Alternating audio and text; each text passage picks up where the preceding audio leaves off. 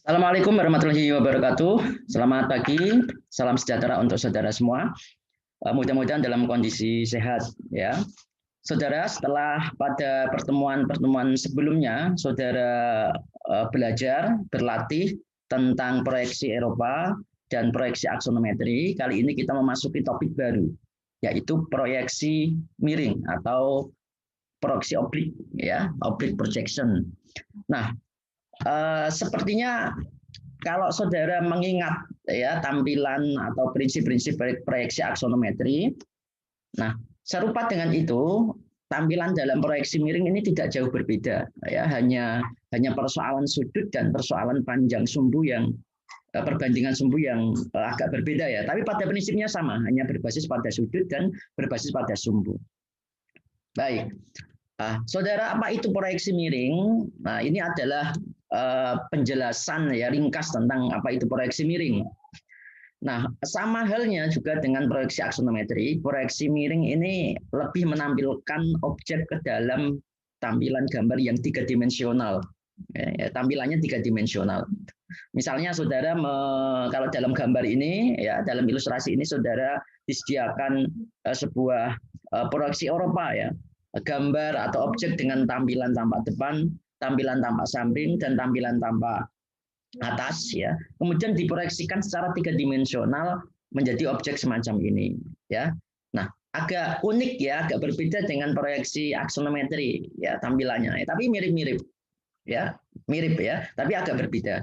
Yang menjadi ciri khas dalam proyeksi miring adalah sudut 45 derajat ya, atau degree 45 ya. Ini yang menjadi kata kunci ya di dalam menggambar proyeksi miring ya. Nah, harus ada siku-siku di sini, siku sudutnya ya.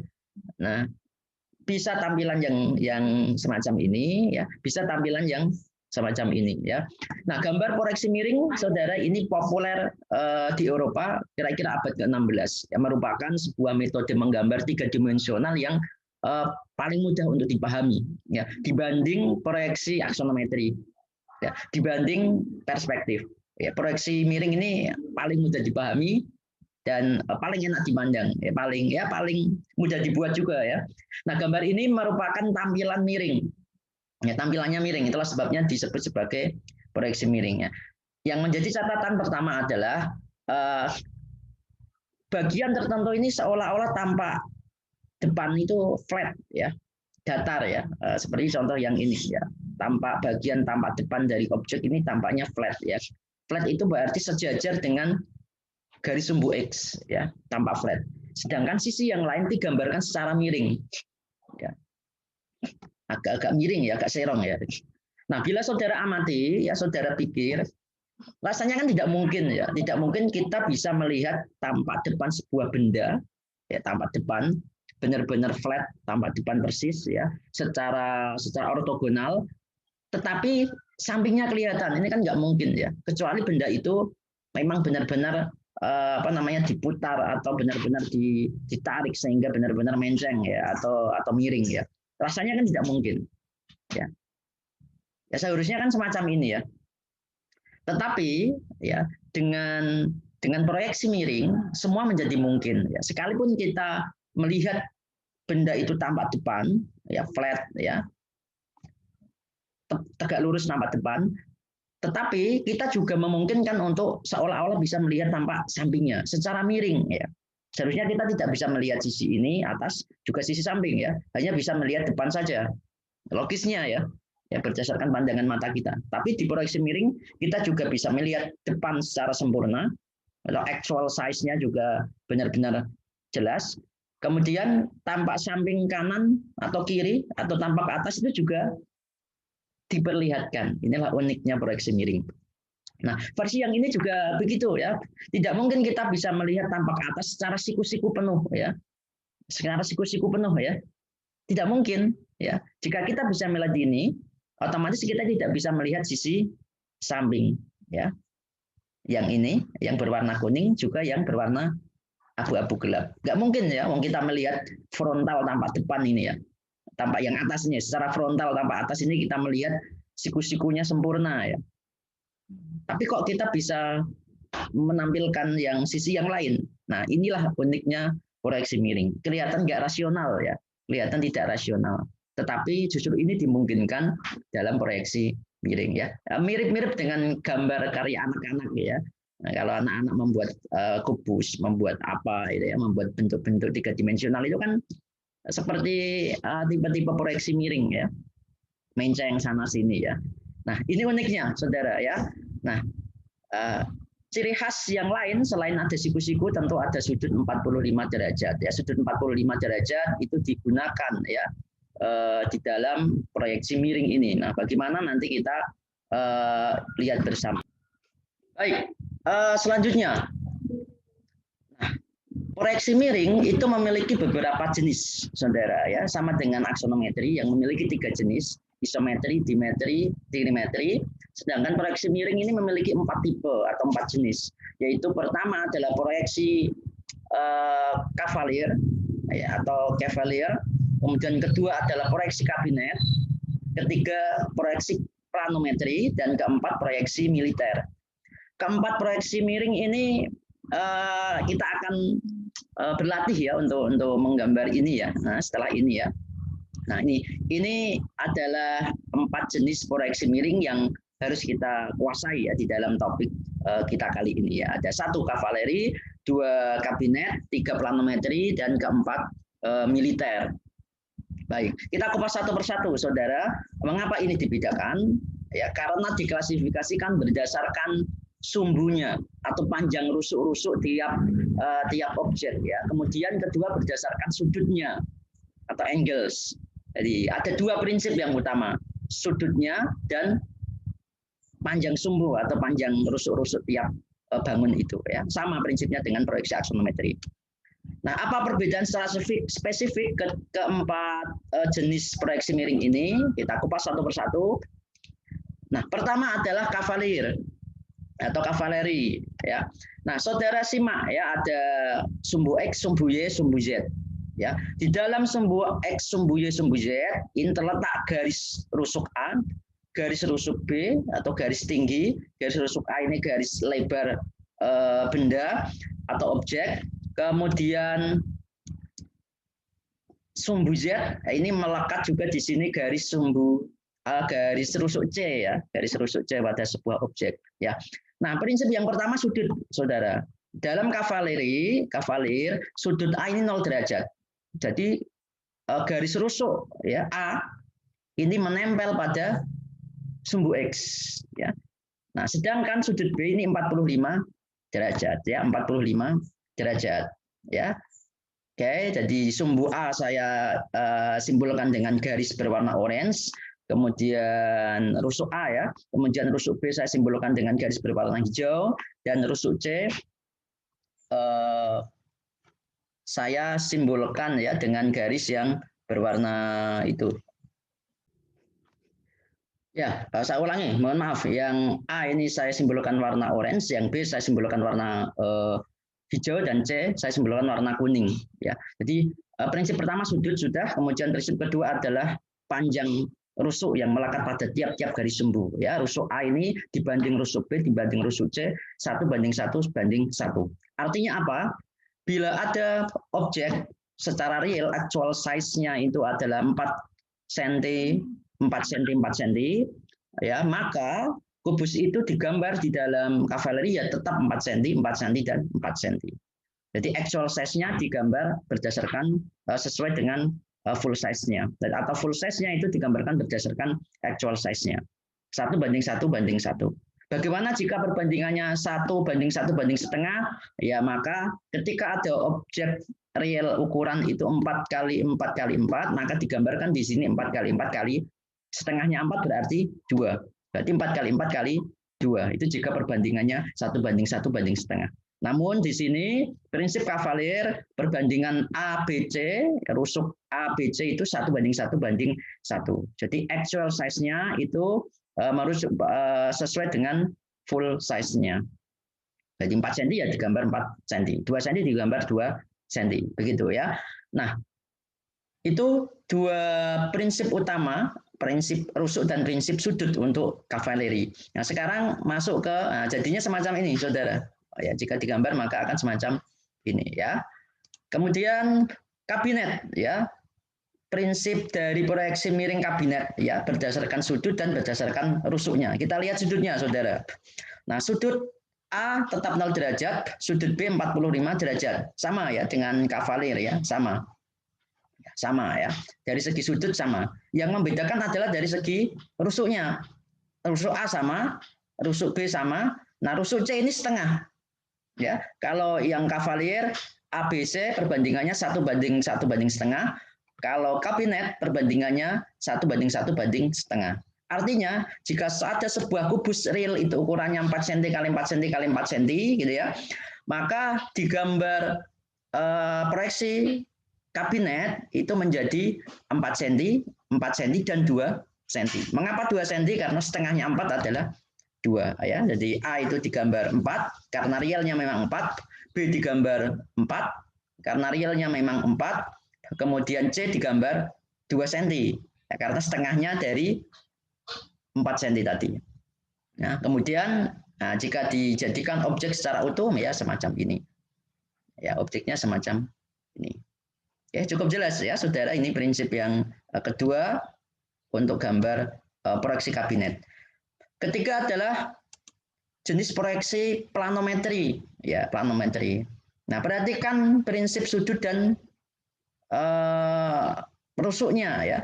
Sudut di dalam aksonometri antara sudut dalam planometri antara A dan B itu 45 derajat dan 45 derajat. Ya, jika ini 180 maka ini pasti siku. 90 ya. Ini 45, ini 45. A 45, B 45. Nah, ini prinsip sudut untuk planometri. Bagaimana dengan perbandingan rusuknya? A, B banding C, perbandingannya 1:1:1. Jika real sebuah kubus itu rusuk-rusuknya 4 cm x 4 cm x 4 cm, maka digambar juga 4 cm x 4 cm x 4 cm. Gitu ya. Nah, hal ini berbeda ya dengan yang keempat nanti. Ya, nanti kita masuk ke sana. Nah, bagaimana planometri ini ketika dijadikan objek secara utuh? Ya semacam ini. Ya, terlihat betul ya. Bagian tampak atas ini sangat siku ya, sangat siku. Cuman diposisikan diputar 45 derajat menjadi seolah-olah tampak atasnya itu belah ketupat ya. Ya. Nah, kemudian yang keempat adalah militer. Nah, perhatikan sudut dan perbandingan rusuknya. Sudut tidak ada perbedaan prinsip dengan planometri. Sama ya, 45 45, 45 45. Tetapi yang membedakan adalah rusuknya. Yaitu jika planometri perbandingannya 1:1:1, maka militer perbandingannya 1:1,5 ya. A 1, B setengah, C 1.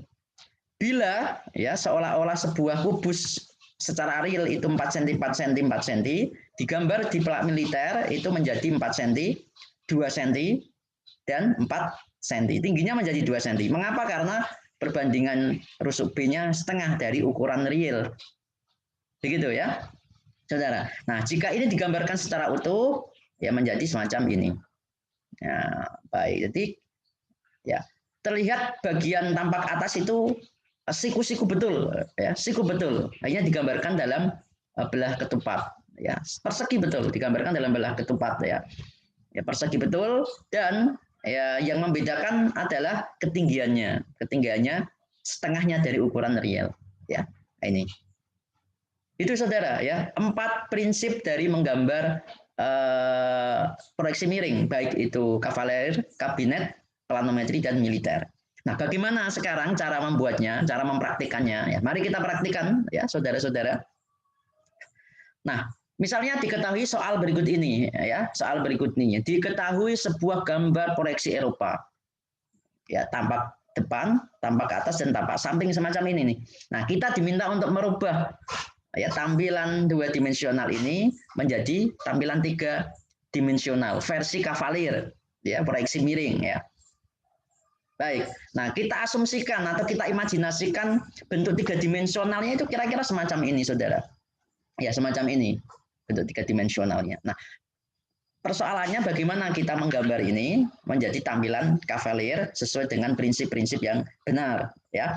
Pertama-tama ya saudara siapkan kertas ya, kertas kerja ya, kertas kerja bisa A4, bisa ukuran folio, bisa ukuran A3, ukuran B5 ya. Silakan sesuai dengan kebutuhan ya. Nah, taruhlah saudara menyiapkan kertas A4 ya. Pertama-tama yang saudara buat adalah saudara siapkan dulu nih ya, siapkan dulu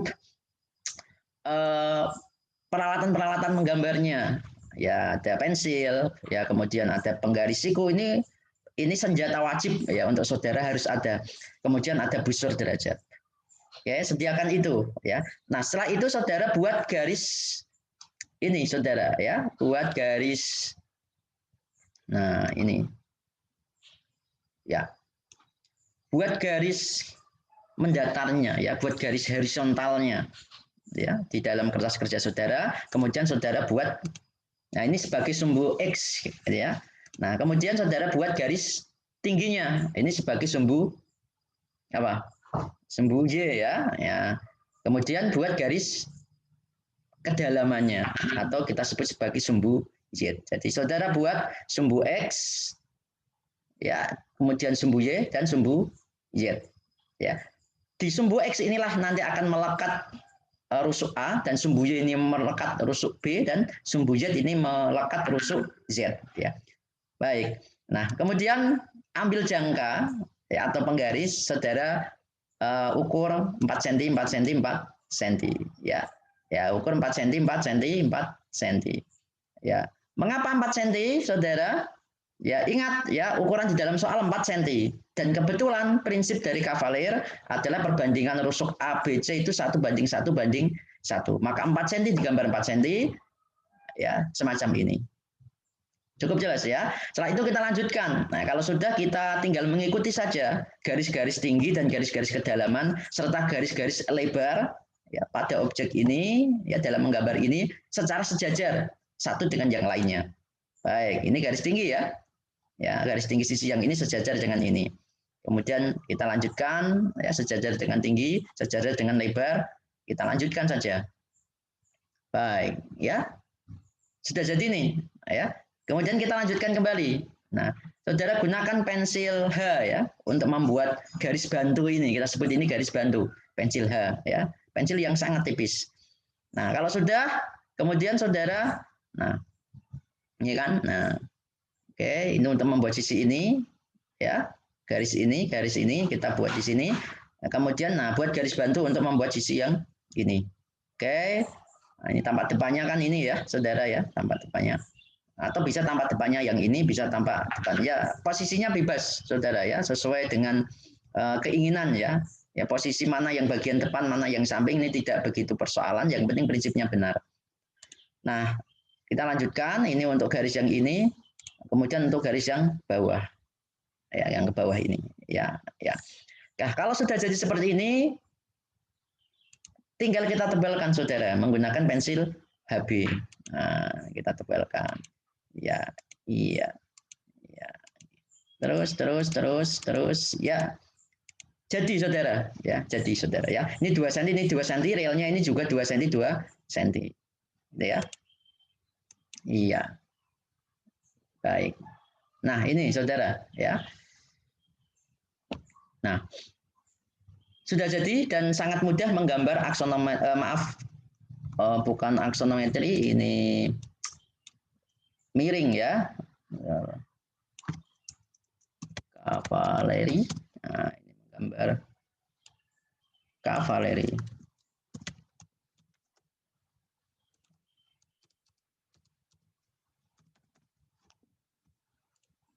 Nah, baik. Ini saudara ya, sudah jadi dan sangat mudah, saudara bisa lakukan ya, silakan lakukan sampai dengan selesai di kertas kerja saudara.